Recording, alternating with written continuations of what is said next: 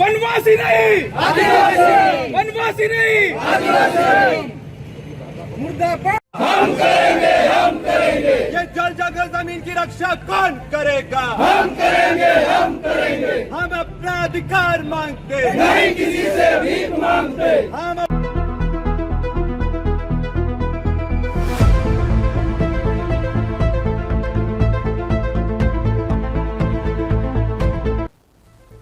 बीते दिनों राजधानी दिल्ली में हुई एक रैली में केंद्रीय गृह मंत्री अमित शाह ने अपने संबोधन में वनवासी शब्द का प्रयोग किया था, जिसके बाद से कांग्रेस लगातार अमित शाह को निशाने पर ले रही है।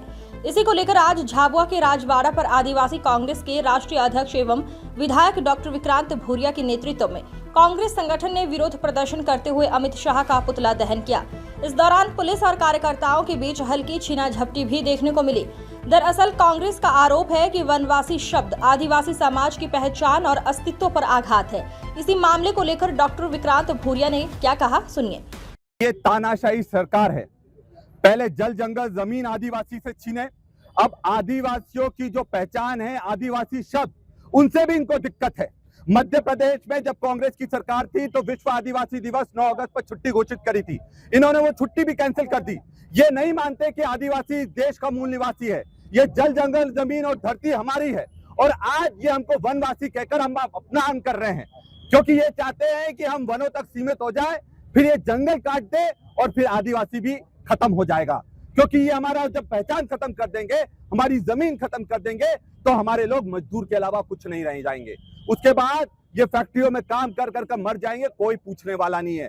तो अमित शाह जी, आपने जो हमारे आदिवासियों को वनवासी बोला है, हम इसका पुरजोर तरीके से विरोध करते हैं। और आज तो हमने एक आंदोलन करा है। ऐसे आंदोलन लगातार पूरे देश में होते रहेंगे, और जब तक आप माफी नहीं मांगोगे और आदिवासियों को आदिवासी नहीं स्वीकार करोगे, तब तक हम चुप रहने वाले नहीं है। और ये आदिवासी समाज में जबरदस्त आक्रोश है। ये सिर्फ कांग्रेस पार्टी में आक्रोश नहीं है, पूरे आदिवासी समाज में आक्रोश है, क्योंकि ये यहाँ के जो मूल निवासी हैं, उनको मूल निवासी नहीं मानते हुए उनको वनवासी बोल रहे हैं। जो जंगल में रहने वाले बोल रहे हैं, जो जंगली है बोल रहे हैं। हम जंगली नहीं है। हम पढ़ लिख कर खुद डॉक्टर बने, सर्जन बने, कलेक्टर बने, आईपीएस बने, और आज हम लोग पूरे देश का मान रख रहे हैं, और ये हमको जंगली कहकर हम अपमान कर रहे हैं। तो अमित शाह जी, इस देश में इस तरह का जो आप वनवासी कहकर हमारा अपमान कर रहे हैं, वो नहीं चलेगा। आदिवासियों से लगातार अत्याचार हो रहे हैं, क्या बोलेंगे? आज एनसीआरबी का डेटा है कि पूरे देश में सबसे ज्यादा आदिवासियों पर अत्याचार हो रहे हैं,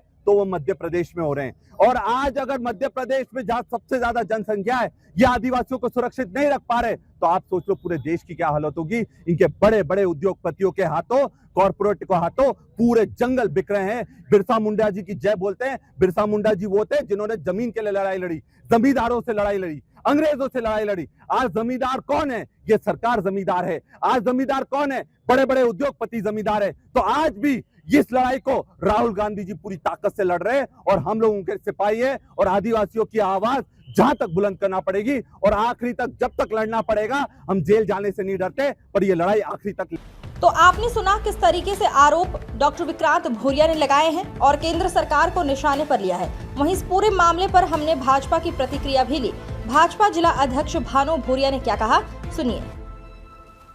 देखिए, आप हम सब देख रहे हैं, एक कांग्रेस के पास पूरे देश भर में किसी प्रकार का कोई मुद्दा बचा ही नहीं है बोलने के लिए। तो आए दिन बेतुकी बातों को लेकर हमारे, चाहे वो हमारे प्रधानमंत्री जी हो, चाहे हमारे गृह मंत्री जी हो, चाहे हमारे माननीय मुख्यमंत्री डॉक्टर मोहन यादव जी हो, किसी भी प्रकार से एक झूठी बात, झूठा नैरेटिव जनता के बीच में कैसा फैलाया जा सके, उसको लेकर कांग्रेस इस प्रकार की हरकतें करती आई है और कर रही है। क्योंकि आने वाले समय में भी उनको स्पष्ट दिख रहा है कि भारतीय जनता पार्टी की सरकार आम जनता के लिए जितने काम कर रही है, भारतीय जनता पार्टी का संगठन आम कार्यकर्ताओं के लिए किस प्रकार से योजनाबद्ध तरीके से काम कर रहे हैं, इसी को ध्यान में रखते हुए कांग्रेस को ऐसा लग रहा है कि उनका आने वाले समय में उनका कोई नामो निशान रहने वाला नहीं है।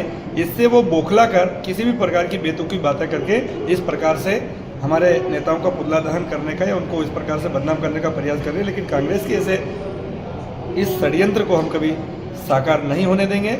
इनका हम कड़े शब्दों में जवाब देंगे और ज़रूरत पड़ी तो सड़क पर आकर भी इसका हम कांग्रेस को जवाब देंगे, क्योंकि झूठ उनका फैलाने हम अब नहीं देंगे।